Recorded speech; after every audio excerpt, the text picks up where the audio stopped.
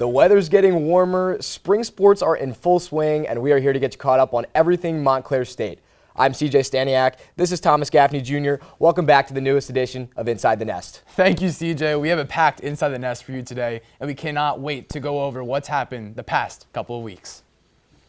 10 days remain in the 2025 regular season for Montclair State baseball, and it is all conference play the rest of the way. NJAC play has been contentious, and the Red Hawks have had their hands full with quality opponents over the last few weeks. Here's where things currently stand as the season winds down. With 2 weeks remaining in the regular season, Montclair State's baseball team is in position to secure a spot in the NJAC tournament.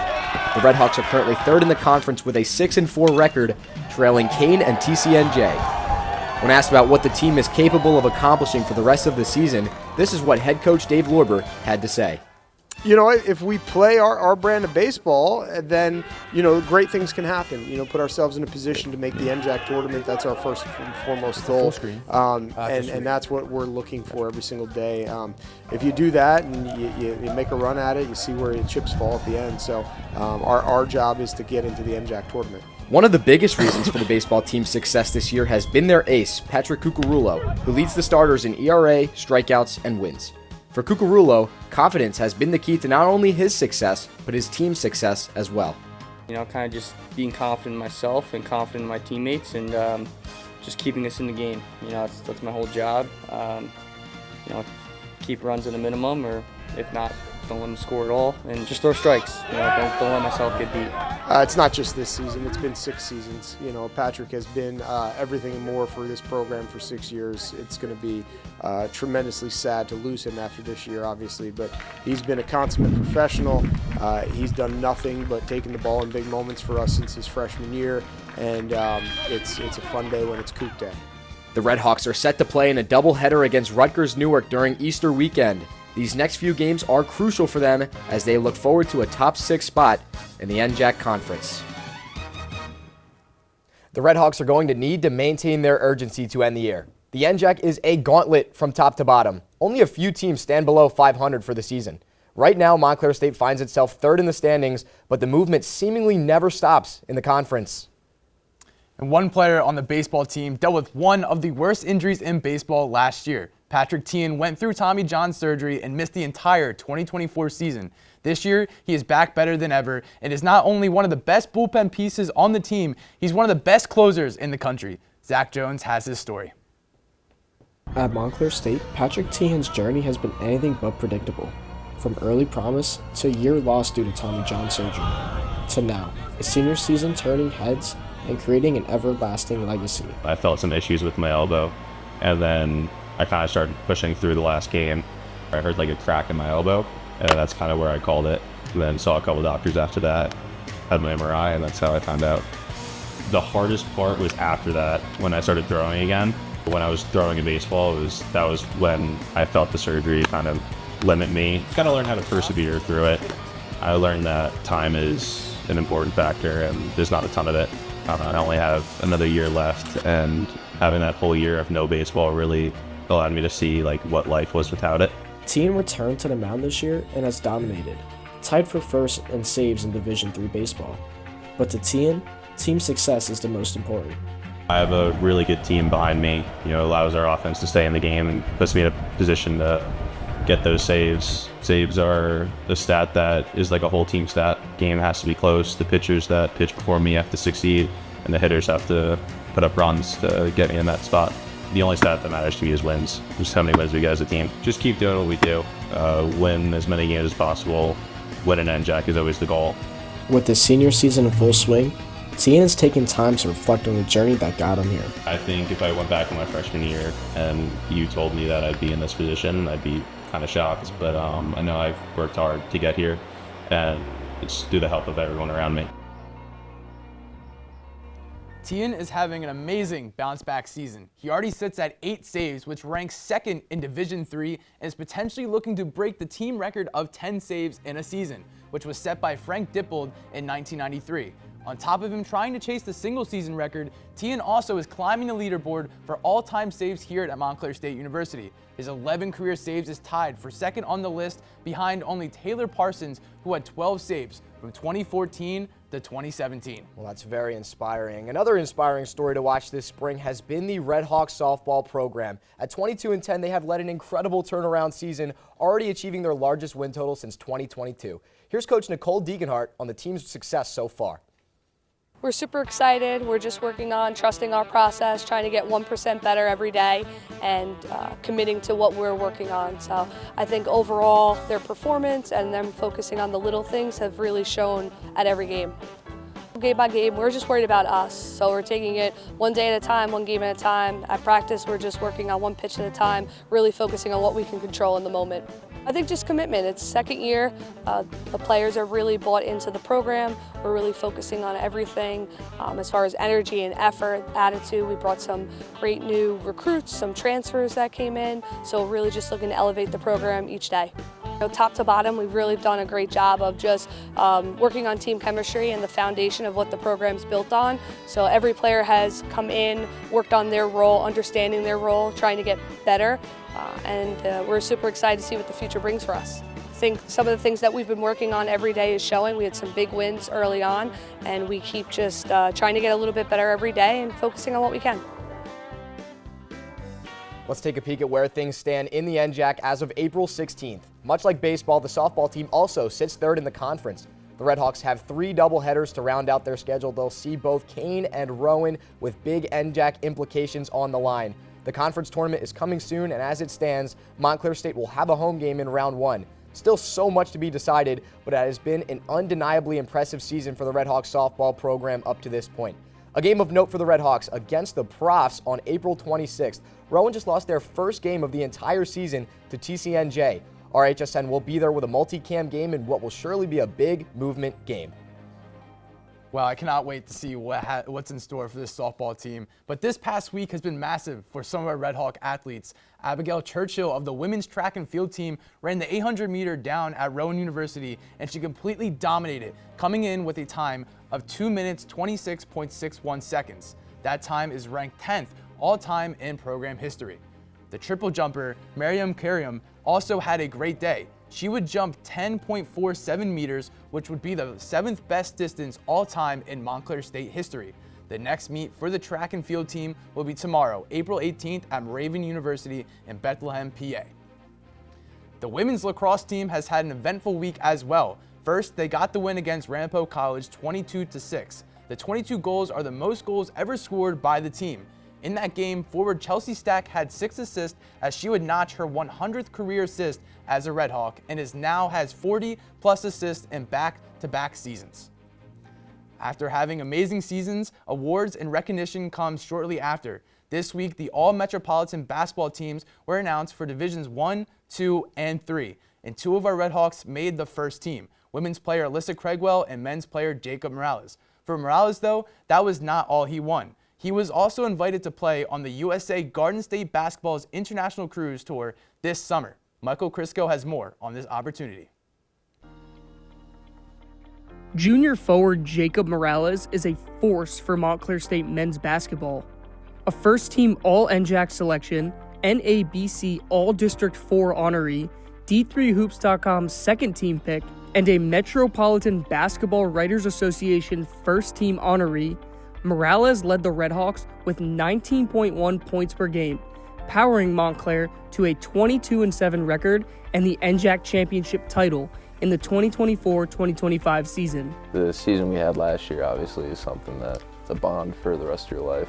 We won the NJAC championship, went to the NCAA tournament, hosted the NCAA tournament, which is really cool. So, I mean, that season, those guys mean everything to me. Those are my guys. We work every day, day in and day out. So to be able to represent the team and the guys in a way that's positive is awesome to me. Morales' standout performance this past season earned him the attention of Fred Hill, a legendary basketball coach who had stints at big schools like Villanova, Rutgers, Seton Hall, Northwestern, and Marquette.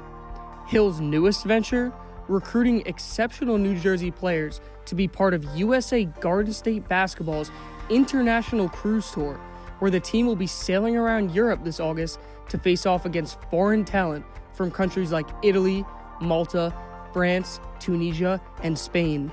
I've always been known as a Jersey guy, and I thought it would be really cool to give Jersey guys an opportunity to do something very unique, and especially D2, D3 guys who never get this opportunity. For them to represent their high school, their college, and the state, it's just a really, really cool trip.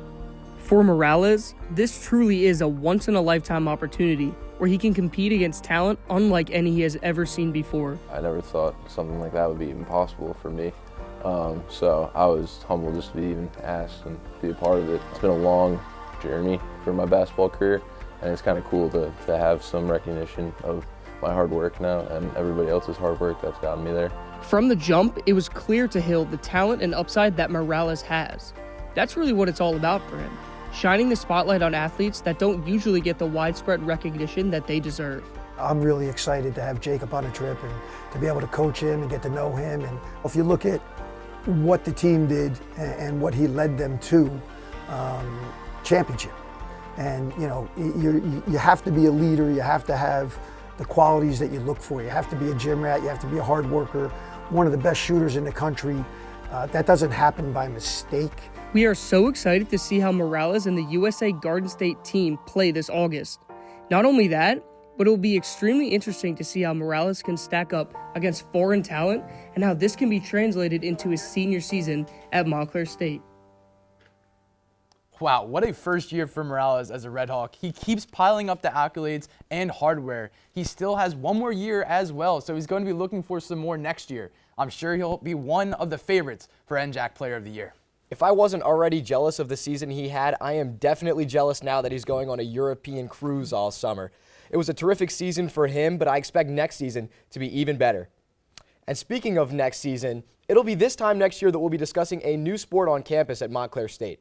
Women's flag football is set to become a varsity program, with Montclair State being the first New Jersey school to announce the move. With the sport growing across the state, Tim Burgess took a trip to Ridgewood High School to get an inside look at what the future holds.